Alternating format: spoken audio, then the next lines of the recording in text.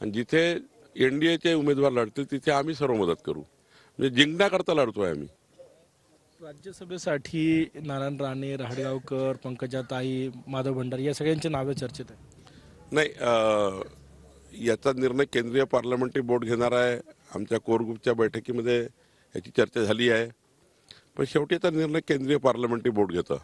मला वाटतं की केंद्रीय पार्लमेंटरी बोर्ड जो निर्णय घेईल तो आम्हा सर्वांना मान्य असतो. ज्या जागा गेल्या वेळेस तुमच्याकडे नव्हत्या त्या चंद्रपूर आहे, बारामती जागा आहे, त्या किती महत्वाची आहे महायुतीसाठी? 48ची जागा महायुतीकरता महत्त्वाची आहे. एकही जागा अशी नाही की जी महत्त्वाची नाही आहे. एक एक जागा विचार करून आम्ही लढतो आहे आणि जिंकण्याकरता लढतो आहे. बारामतीत तुम्ही दौरे केले, केंद्रीय मंत्री सुद्धा आले, पक्ष भाजपने बांधलेला आहे मजबूत, तो आता दादांच्या पाठीमागे असेल?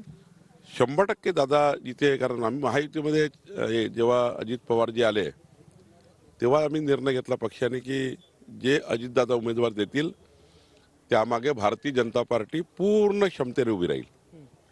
ताई विरुद्ध वहिनी असा सामना रंगण्याची शक्यता आहे, तसे सर्वे रिपोर्ट पण आहे.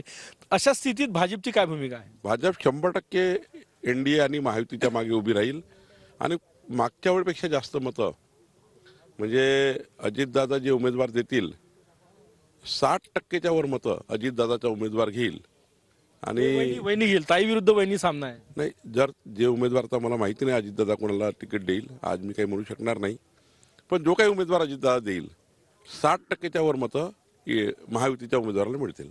राज्यसभेसाठी कशी तयारी, ही नावं चर्चेत आहे. नाही, राज्यसभेला जे उमेदवार मिळतील, आमच्या तीन जागा तर निवडून येणार आहे. 3 जागा तर आमच्याच बहुमताने निवडून येणार.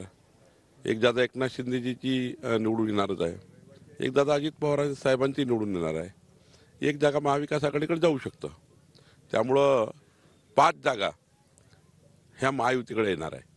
ओबीसी आरक्षणासाठी मी ओबीसीचे कार्यकर्ते म्हणून, नेते म्हणून तुमचं नाव आहे, ओबीसी चेहरा भाजपचा, जरांगे पाटलांचा भुजबळांच्या याच्यात आजचा दौरा आहे. एकूणच या सगळ्या मुवमेंट्समुळे भाजपवर काय परिणाम होईल वाटतं? काहीच परिणाम होत नाही. पक्षावर काहीच परिणाम होत नाही. जिथे जिथे मराठा समाजात, ओबीसी समाजात जे पक्षाचे कार्यकर्ते आहे किंवा पक्षाचे मतदार आहे ते आपापल्या